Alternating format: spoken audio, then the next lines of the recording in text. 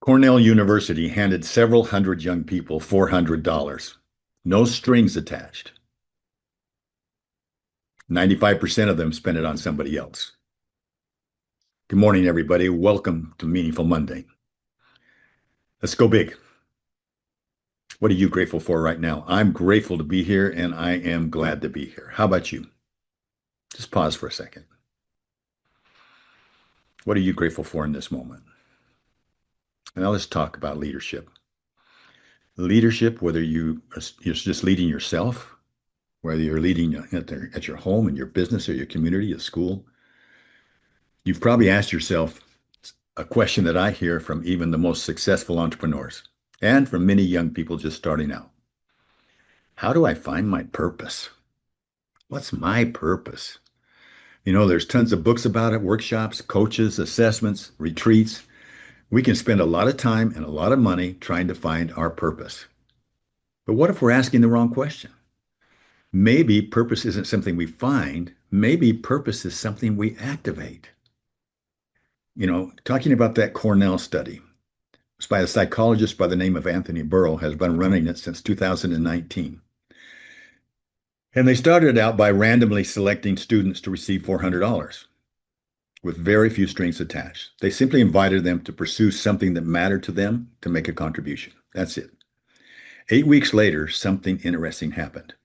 Now compare those students with those who did not receive the opportunity.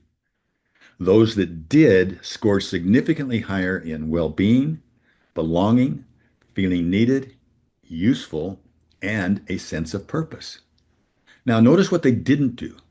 They didn't send them to a workshop or give them a seminar. They gave them the opportunity to be in motion, to move, to act, to contribute. And guess what happened? Their sense of purpose increased. Contribution activated the purpose. Now, that makes sense to me because I believe that each one of us, you, me, everybody in this world, is born with potential.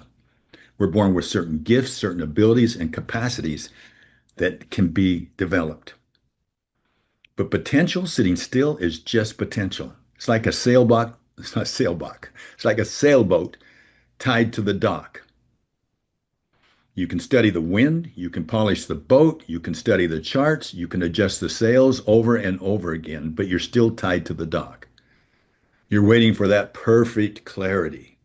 You don't need perfect clarity to get into motion. Sometimes you need motion to get clarity. And how high do you have to lift the anchor to be in motion? Just an inch. And see, once you're moving, you can adjust the sails. And I wonder if purpose works the same way. Maybe we discover where our gifts belong by putting them in motion. Now, here's another part of that Cornell research that I loved it. It says we're constantly hearing about how self-absorbed and narcissistic Gen Z is. Yet when those young people were given the opportunity to choose their contribution, like I said earlier, 95% of them chose something that benefited someone else. For example, one paid for 270 loads of laundry at a community laundromat. Another donated books to her former school. One young woman planted a persimmon tree on campus so that someday students could pick the fruit. And that tree may not produce fruit for a long time. But she said, it made me feel that my ideas matter. So maybe our younger generations don't have a purpose problem. What they need are more meaningful opportunities to contribute. And I think that's true for the rest of us as well. Think about what Viktor Frankl said.